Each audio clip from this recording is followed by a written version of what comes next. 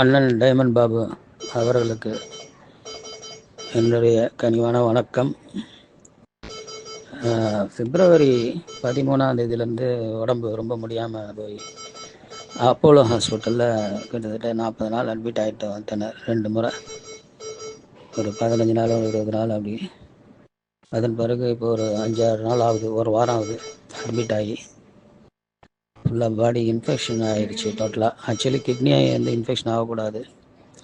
அப்புறம் மிகப்பெரிய போராட்டத்துலேருந்து விடுபட்டு வந்திருக்கேன். இதுக்கு மூல காரணமே நம்ம ஐயா டாக்டர் சுப்பாராவ் அவர்கள் தான் என்னை காப்பாற்றினது.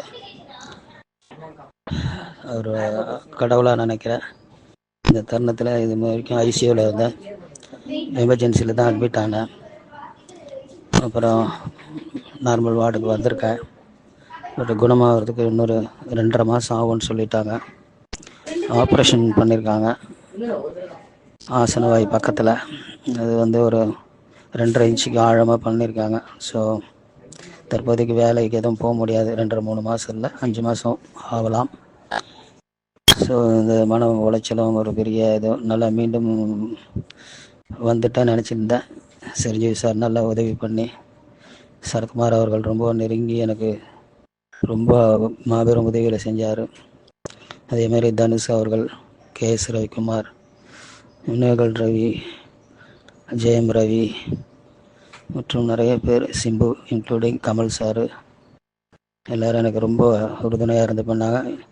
ஏனைய நண்பர்களும் பல நடிகர்களும் எனக்கு ரொம்ப உதவி செஞ்சு எனக்கு இந்த உயிர் பிச்சை கொடுத்ததுக்கு இந்த நேரத்தில், ஏனென்றால் யாருக்கும் நான் கொடுத்து வச்ச பணத்தை கேட்கல, அன்பை தான் கொடுத்துருக்கேன். அந்த அளவு கூட அன்பு இரட்டிப்பாக எனக்கும் கிடைச்சிது. வேண்டுதல் மூலயமாவும் எனக்கு உயிர் கொடுத்தாங்க. அது ஏனோ தெரியல, உங்கள்கிட்ட சொல்லணும்னு தோணுச்சு. இந்த முறை நல்லபடியாக நான் குணமாகி வரணும்னு ஆண்டவன்கிட்ட வேண்டிக்கணும். மக்கள்கிட்ட இதை தெரிவிச்சிடுங்க.